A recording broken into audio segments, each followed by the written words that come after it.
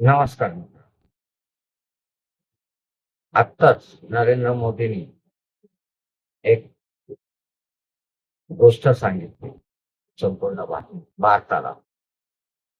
त्यात तेल कमी खा, सोनं खरेदी करू नका, पेट्रोल वाचवा, घरी वर्क फ्रॉम होम काम करा, वगैरे वगैरे.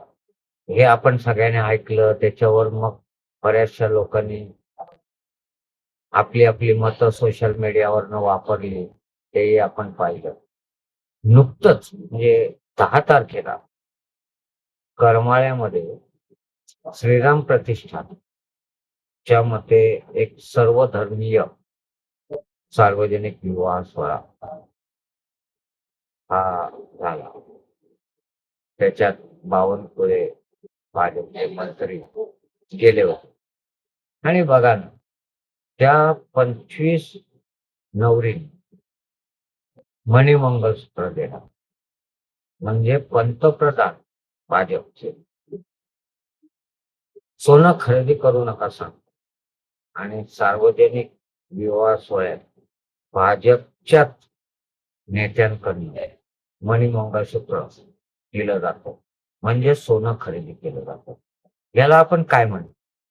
म्हणजे मोदींचंच त्यांच्याच भाजपचे लोक ऐकत नाहीत असं म्हणावं, की मग भाजपच्या लोकांनी नाही, तर आम नागरिकांनी सोनं खरेदी करू नका असं मोदींनी सांगितलं, असं आपण शिकलो.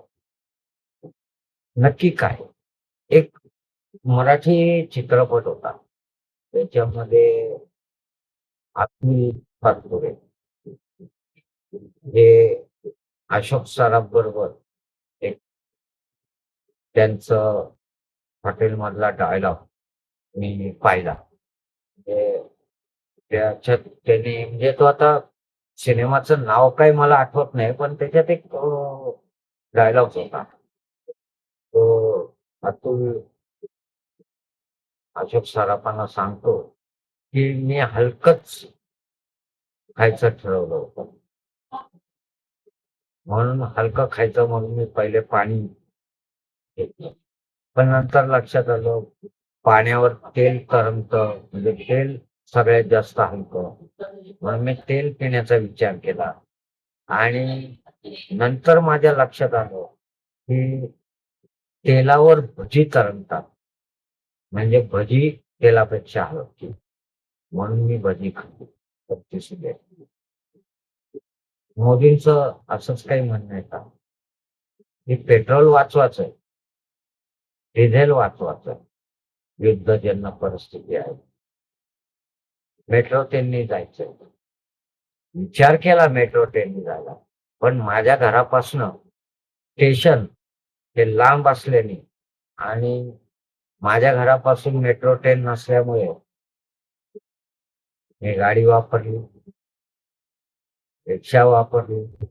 मोदी म्हटले एकट्याने प्रवास करू नका, म्हणून मी 10 लोक प्रवासात घ्या.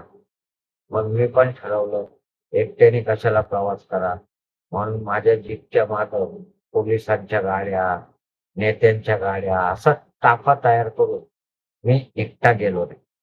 आहे ना? विनोदी भाग आहे का नाही? हे सांगितलेलं मोदींनी या लोकांनी पाळलं असं म्हणायला पाहिजे. बस. पत्रकारांनी विचारल्यावर त्यांनी सांगितलं प्रोटोकॉल असतो. मंत्र्यांना सुरक्षा घेऊनच जावं लागतं. का? जीवाला धोका म्हणून. अहो मग जीवाला धोका आहे तर तुम्ही मंत्री का होता? निवडणुका का लढतात? बिझनेस करा किंवा छोटी मोठी नोकरी करा ना. मोदींनी सांगितलं वर्क फ्रॉम होम करा. म्हणून एक किराणा दुकानातल्या पोरांनी मालकाला सांगितलं, की मी काय मोदींनी सांगितलंय मी देशभक्त आहे आणि मोदींनी सांगितलेलं आहे त्यामुळे मी वर्क फ्रॉम होम करणार आहे. किराणा दुकानदार बोलला, आधीच Amazon, फ्लिपकार्ट सारख्या ऑनलाईन मार्केटिंगने आमचं कंबरड मोडलंय, गिराईक तसे पण कमी आहेत. त्यात तो ऑनलाईन करायचं म्हणतोय, वर्क फ्रॉम होम करायचं म्हणतोय, तर तू घरीच बस. गॅरेजची नोकरी कर.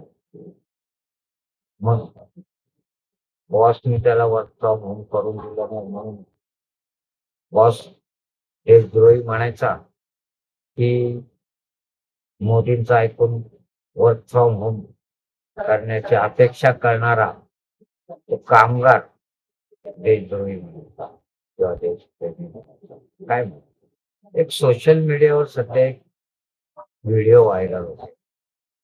त्याच्यात त्याने सांगितलंय बीजेपी म्हणजे बर्तन झाडू पोछा. मग सध्या देशाची सुधारणा करण्याऐवजी बर्तन झाडू पोछा करण्यात सगळे व्यस्त आहेत का? आपलं काय मत आहे मित्रांनो? कमेंट करून नक्की सांगा. तेव्हा मी हेमंत कुमार मी रजा घेतो. परत भेटू अशाच नवीन विषयासह. तेव्हा आपल्या सर्वांची मी रजा घेतो आणि जाता जाता विनंती करतो, चॅनल अजून सबस्क्राईब केलं नसेल तर सबस्क्राईब करा, व्हिडिओला लाईक करा, कमेंट करा आणि जास्तीत जास्त लोकांपर्यंत शेअर करायचं. धन्यवाद.